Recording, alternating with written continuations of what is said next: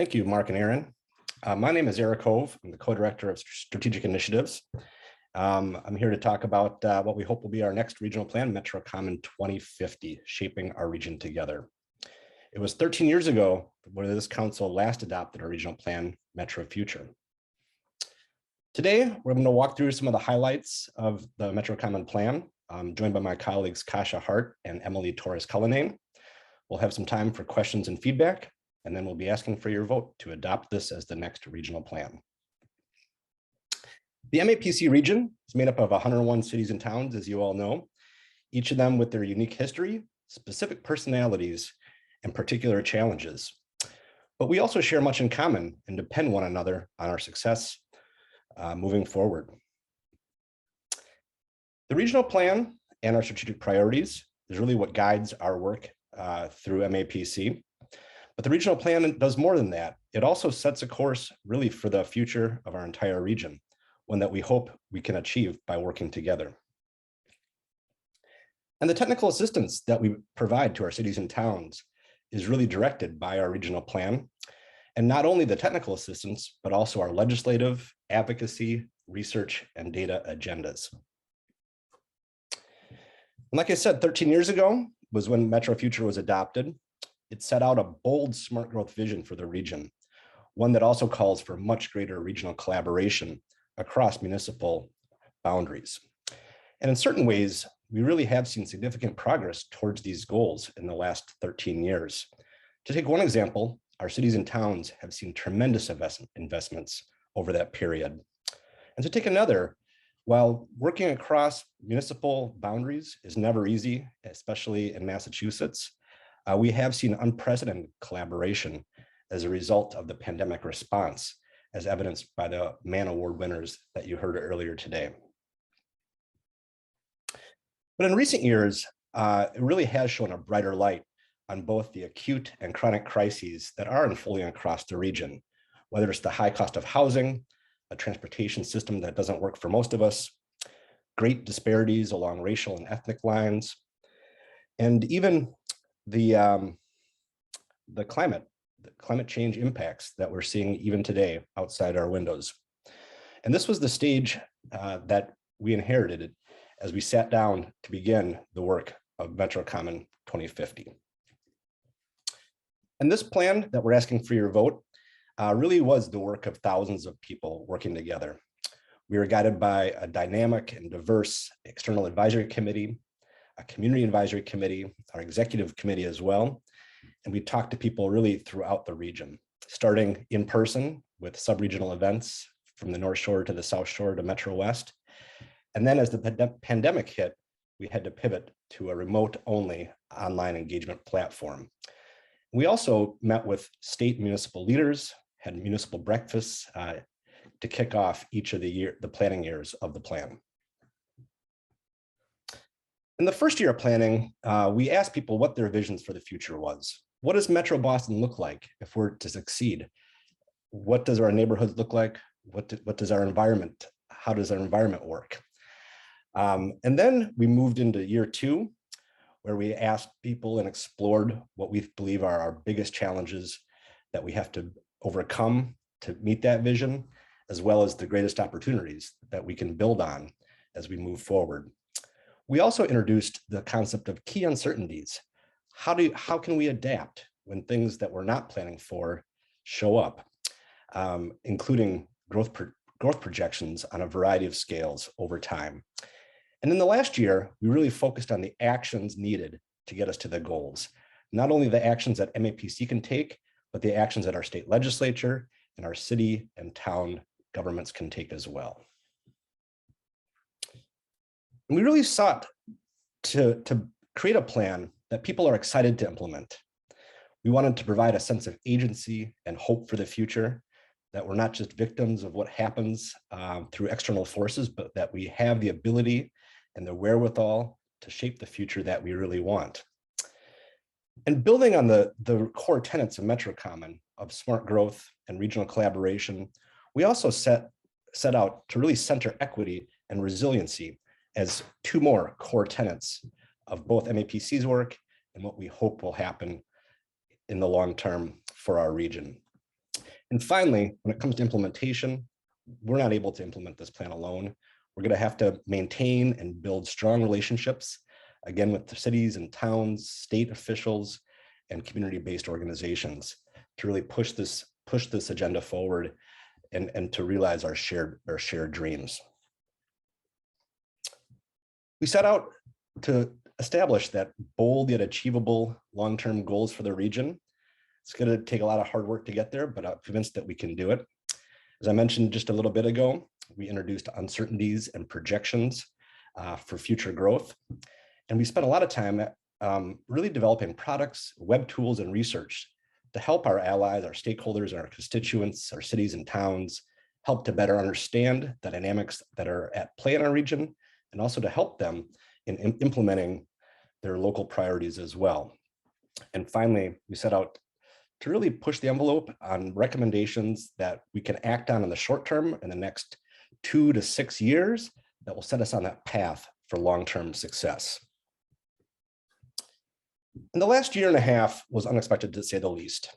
Life has been upended in so many ways, but as we rebuild, there is some cause for hope. To take one example, early on in the pandemic, there was great fear over what was going to happen to our state and local budgets. But now, thanks in large part to federal funding, we have a once-in-a-generation opportunity to start building back in a much more equitable and sustainable manner. What are we going to continue to do is this plan will evolve into a digital plan, one that will be much more accessible, easy to navigate, and one that will be translated into Spanish as well. We also are developing indicators that will help us measure the progress the region is making towards the goals of the plan or away from them, if that may be the case. One of the indicators that we recently developed looks at where new development happens, and it has some sobering conclusions. In the last 10 years, from 2010 to 2020, just under 70% of new housing units were built in the 1% floodplain.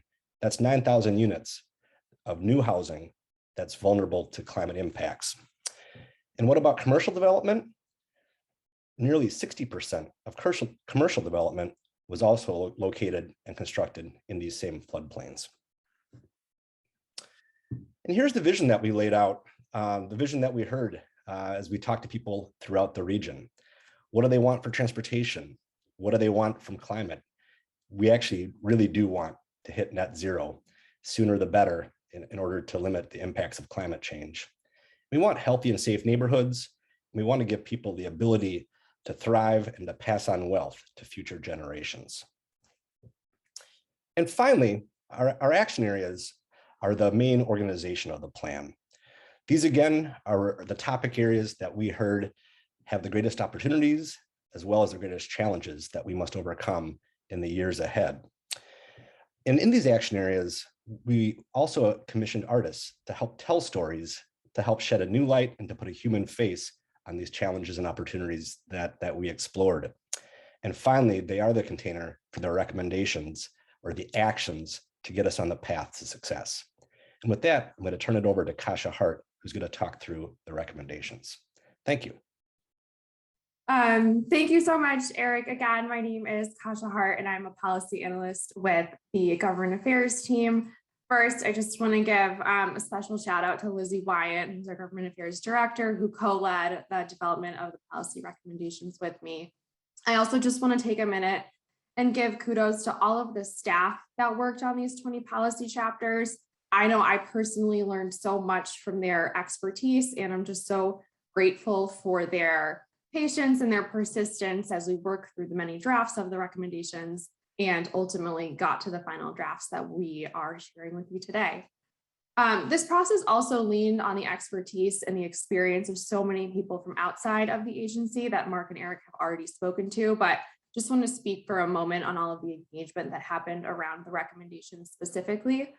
So the engagement process was incredibly thorough, and that is thanks in great part due to the work of Emily Torres-Cullinane and Sasha Perotti.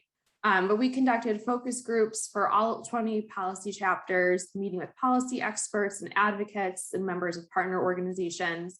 We also conducted focus groups with members of the legislature, as well as with individuals who would be most impacted by the recommendations. And we read through all of the input, and I think these final documents are all stronger as a result of the feedback and the comments that we received.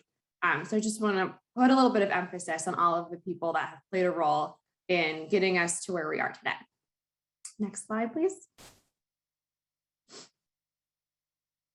So here are just a couple of points of emphasis or common themes across the recommendations. First, as Mark has already spoken about, an equitable and resilient recovery.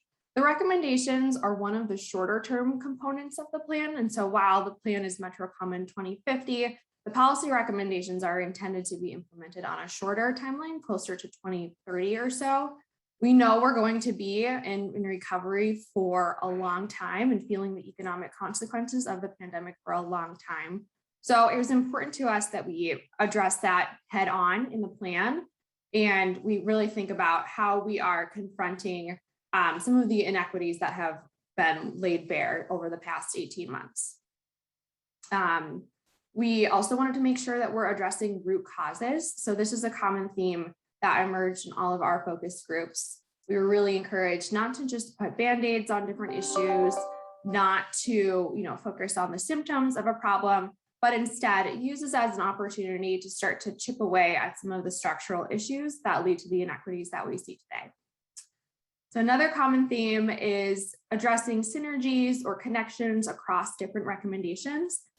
This came out throughout all of the focus groups. As you read through the documents, you'll see that we tried to cross-reference the recommendations where we thought it was appropriate, but just a couple of places where those sort of cross connections happened. Homeownership as a primary vehicle for building wealth. So we talk about that in both our wealth building recommendation and our affordable homeownership access recommendation. We are seeing just a really strong connection between public health and climate change and how land use in the built environment plays a role in all of that. So we wanted to make sure those recommendations were all interconnected with one another. Obviously, accelerating electrification that has major implications both for the building sector, so homes and businesses, as well as the transportation sector. And then finally, more inclusive and collaborative regional governments. Themes from the dynamic and representative government recommendation really cut across all 20 of the policy chapters. And we saw during the pandemic the importance of local governments working together, and we just want to make sure we're enabling more of that in the future. Next slide. So finally, we just wanted to highlight a couple of particularly innovative recommendations that are included in the plan. So first is this idea of creating a climate infrastructure bank. We're really excited about this idea. This is included in MAPC's equitable recovery priorities, as well as our ARPA priorities. We think this is really important for catalyzing an equitable and resilient recovery. By creating this kind of infrastructure bank, we can put some initial capital towards major mitigation and resiliency projects. And so this can act as a vehicle for making those down payments on these major projects that could potentially later be supported by federal recovery dollars. Next is this idea of providing resources for small businesses to move to employee-owned models. So cooperatives or employee stock ownership plan or ESOP plan models can be a way to promote resiliency of small businesses and give workers a larger say in business decisions.